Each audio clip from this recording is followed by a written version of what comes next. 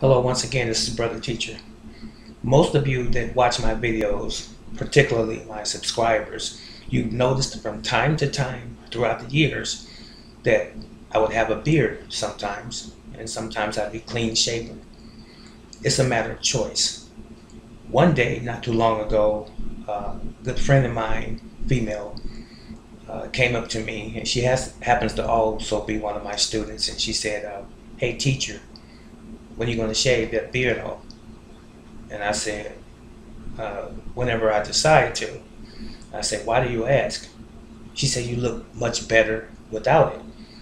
I said, "Okay, but I like to grow my beard just when I feel like it." And this is the point that I'm making to you that are watching. Have you ever had anyone tell you that? Why don't you get a haircut? Men or even women. When you're going to shave your beard, or why don't you wear that particular dress because you don't look good in pants?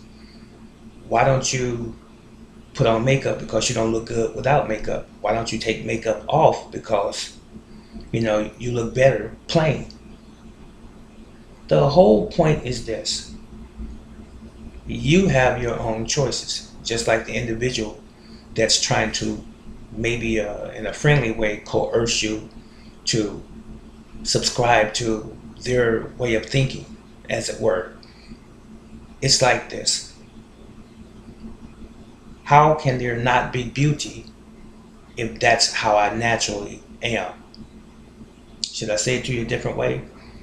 In other words, if you weren't meant to have it, you wouldn't have it. If you weren't meant to have a beard, you would not have the ability to grow a beard. It's like circumcision. Many of us have heard of the old Jewish custom of circumcising their male children because of custom, because of tradition. But is it biblically sound in today's times? I mean, if you are born with foreskin, apparently you were supposed to have that foreskin, irrespective of what any doctor or anyone tells you. You must circumcise your male child. Now, when I've had my boy children in the hospital, the doctor has given my wife and I at the time a choice. Would you like to circumcise or not? We have a choice because it's our child. Now, what does nature say? Nature says it came with the child. So why are you tampering with it? If I grow a goatee or a mustache, I was supposed to have that goatee or mustache. It's in my DNA. It's in my genetics. So why am I trying to alter something that God gave me naturally? It's mine. It's supposed to be there. And you find a lot of men that are always trying to clean shave their faces because they're trying to impress someone. And I've seen, even over the years as I was growing up, that a lot of companies don't like men, especially corporate companies. They don't like men wearing facial hair. They prefer you to be clean shaven, wearing a suit, shirt, and tie. But this has changed a lot over the years. There was even times when men could not wear plaits, braids, or what they call locks in their hair, and even women in today's modern society, because it was frowned upon at some point in time. But now they're more liberal. So what are you getting at, Brother Teacher? Once again, I'm saying be yourself. Whatever makes you comfortable, let it be you who makes the decision or makes the determination. What makes you happy about yourself. Stop trying to impress other people. And don't feel bad because if you don't, how should I say, once again, subscribe to someone else's ideology, someone else's ideology of how you should dress, how your appearance should be. As long as you're clean, as long as you are respectful, walk up straight and dignified, and respect your fellow man or neighbors, that's all that really matters at the end of the day. It's not what they think of you. If I wear the color blue and you don't like blue, tough stuff. That's your problem. That's a personal problem. If I'm wearing gym shoes and you think I should wear dress shoes, that's your problem as well. If I'm driving an outdated car, but it's running and it's getting me from point A to point B, and you think I should perhaps have a more recent car, that's your problem. If I'm dating someone outside of my race, as some would say, if I'm dating an Oriental or a Caucasian lady, that's your problem if you don't like it. Stop trying to make people dance to your own music. Stop trying to make people conform to the way of your thinking. You don't have a right to do that.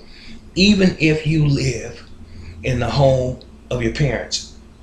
If you're grown and you're living in your parents' home, that's one subject right there. That's an issue there. It depends on how grown you are. Did you just turn 18 or 19? Maybe there's some wiggle room for you there in terms of when you're going to actually jump out into your own independency, if you will. But as long as you're in your parents' home, there's certain rules that you can abide by. But one of those rules that you should not be or should not be able to be held down by is your parents' idea of how you should appear. As long as you're respectful to your parents, like the Bible says, honor your father and your mother, that your days might be, or your mother rather, that your days might be long upon the land which the Lord thy God give thee. More specifically, it said mother, but you're supposed to honor both your parents. And while you're under their house rules, there are certain things that you must abide by or follow. But one of them should not be how you dress. As long as you follow the aforementioned things, respect, honor, dignity, you clean, you take a shower or bath when necessary, and you're about taking care of yourself from a economical standpoint, you want to have a job, gainful employment. As long as you follow those things, you should be okay, and your parents should respect you for that. But if you're 30 and 40 years old, I might add a footnote here, 30 and 40 years old, I think you should be considering having your own place and learning how to be independent. But back on the subject matter of being yourself, be who you are. We only have one goal at this thing called life. It's ours to live. It's ours to experience and to enjoy. It's not any other man's or woman's or entity's right to infringe upon our own independency, our own freedoms and rights, especially when we're not harming someone else. So my question to you today, are you dancing to someone else's music, to some other fiddle? Are you dancing to your own? Do you create your own life and your own destiny and your own rules? Or are you following someone else because they put some sort of peer pressure or some sort of societal pressure on you, making you feel like that you have to conform? I'm not conforming to anyone. I have always been independent since a child, and I still am with respect to everyone.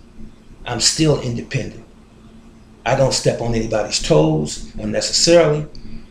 I don't make anyone or make someone feel compelled to do what I want them to do.